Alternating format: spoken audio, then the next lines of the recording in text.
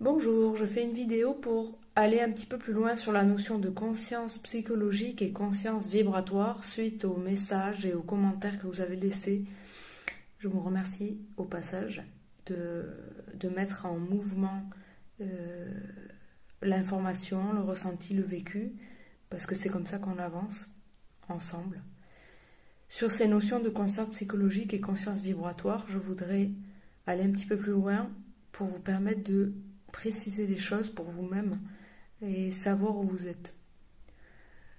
Ces deux notions, c'est en fait deux moyens, deux manières de lire les événements actuels et deux manières de vivre aussi. Euh, donc, comment savoir où on en est? Déjà, le questionner et venir chercher des réponses et, et questionner les choses, c'est déjà être en chemin de cette transition, puisqu'en réalité, c'est pas tout l'un ou tout l'autre, c'est tout le chemin que chacun d'entre nous a à faire, c'est-à-dire vivre cette transition entre la conscience ordinaire et la conscience vibratoire. Euh, Quand je dis ordinaire, c'est la conscience qui deviendra progressivement obsolète et qui est invitée à changer. Et c'est d'ailleurs le contexte collectif et individuel et les enjeux de notre temps qui nous y emmènent. Parce que si on reste dans un fonctionnement très psychologique, ça va amener beaucoup de souffrance, euh, beaucoup de tension, beaucoup de compression interne. Et ce qui ressort des échanges que je peux avoir en consultation notamment, c'est cette notion de rester centré, rester dans son axe, pas se laisser influencer par les autres et assumer finalement sa posture, sa vérité, sa prise de décision sans laisser les autres envahir notre territoire psychique, énergétique. Et ça, c'est particulièrement difficile pour certaines personnes qui sont encore un petit peu dans cette notion un peu psychologique, c'est-à-dire qu'ils sont euh, en train de construire progressivement une identité vibratoire et donc ils ont une assise identitaire un peu fragile et du coup bah, là ça les met vraiment dans un tourbillon parce qu'ils sont vibrés dans leur corps émotionnel, ils sont euh, parasités, ils sont ébranlés. Et finalement, c'est ce que leur propose le contexte, c'est de trouver cet axe, incarner cette notion pour soi, incarner la notion de centre aussi, d'alignement, d'ancrage. Enfin, tout ça, c'est des mots et chacun emploie le mot qui lui parle le mieux. Euh, mais tout ça, ça danse ensemble et ça converse ensemble. Pour essayer de clarifier les choses, quelqu'un qui est dans la conscience psychologique va beaucoup utiliser la subjectivité, il va prendre position, il va vouloir convaincre, il va porter ses discours dans une polarisation des fois extrême et il va amener les personnes qu'il rencontre à vouloir réfléchir, à vouloir changer, à vouloir euh, transformer leur regard, mais de manière un peu forte, un peu imposée. Et cette polarisation euh,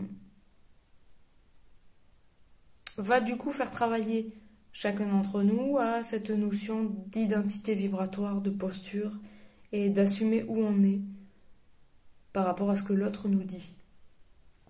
Donc quelqu'un qui est très psychologique va déjà être beaucoup dans la peur, beaucoup dans l'angoisse, dans l'inquiétude, dans la crainte, dans le doute.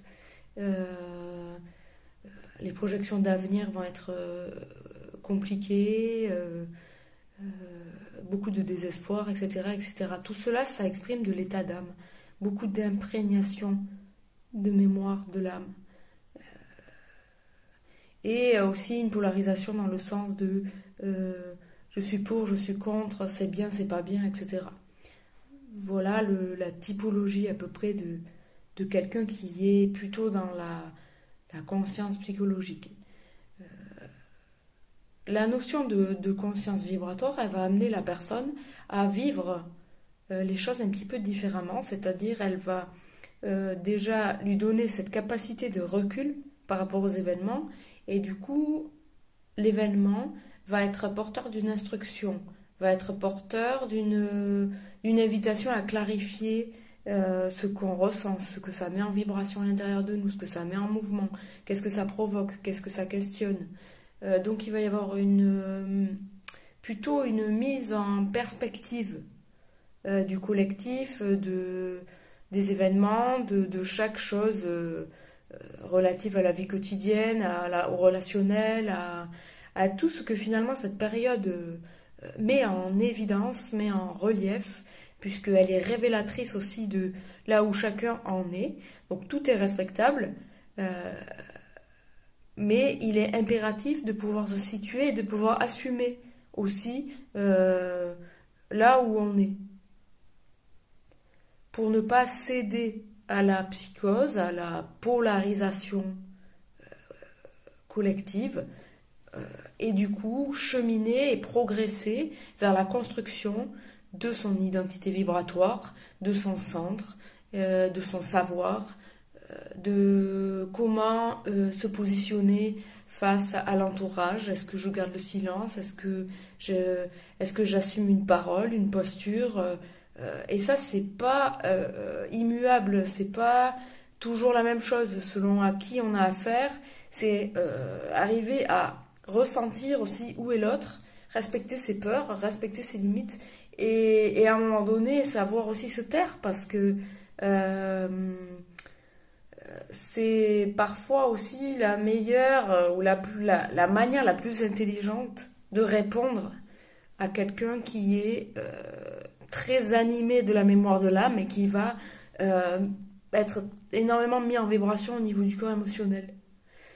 Et si on rentre en vibration avec ça, on va être déstabilisé, on va être décentré, désaxé, et on va revenir dans une conscience psychologique où il va y avoir à nouveau de la réflexion, de la subjectivité, du doute. On va plus savoir où on est, est-ce que j'ai fait le bon choix, est-ce que je dois prendre cette direction ou celle-là.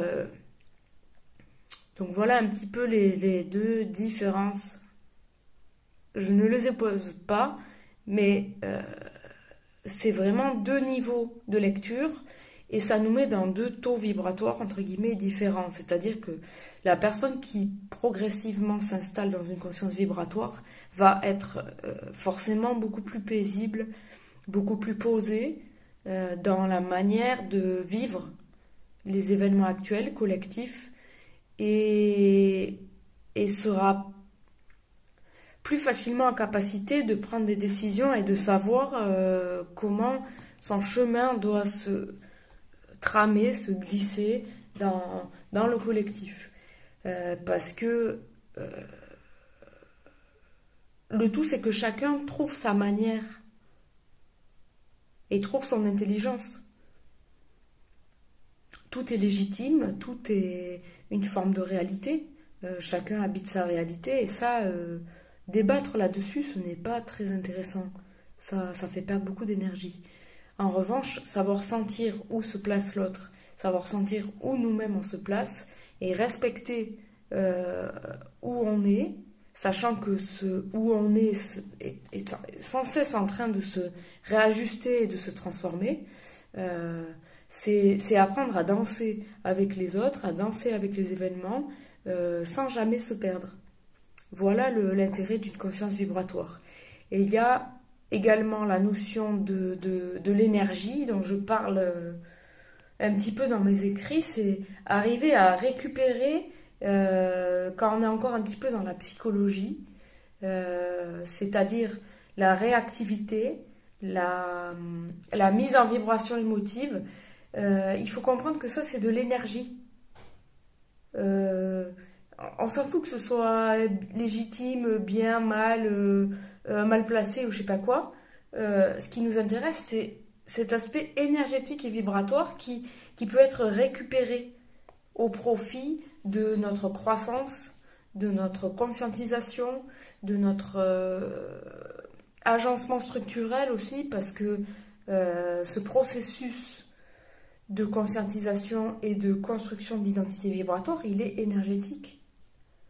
puisque c'est une éthérisation du mental, une électrisation des cellules, une mutation du mental. C'est avant tout un phénomène énergétique, donc tout ce que nous vivons peut être mis à profit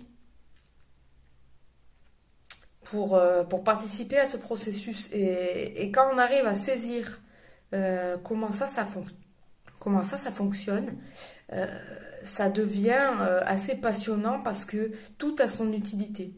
Et on ne se perd plus finalement dans le décor de l'histoire, mais on potentialise l'histoire et le scénario auquel on est confronté, et chacun a le sien. Parce que la place que chacun a aujourd'hui résulte de tout un cheminement de vie depuis quasiment notre naissance. Donc il n'y a aucun hasard là-dedans. On se retrouve au meilleur endroit, au meilleur moment. Et pour pouvoir extraire cette instruction et conscientiser ces lois de l'énergie, ces lois de la vie. Et je pense que chacun à son niveau vit des difficultés. Et donc, rentrer dans la comparaison, dans le jugement, dans la polarisation, dans la subjectivité, encore une fois, c'est perdre du temps, à mon sens. Voilà. À plus tard.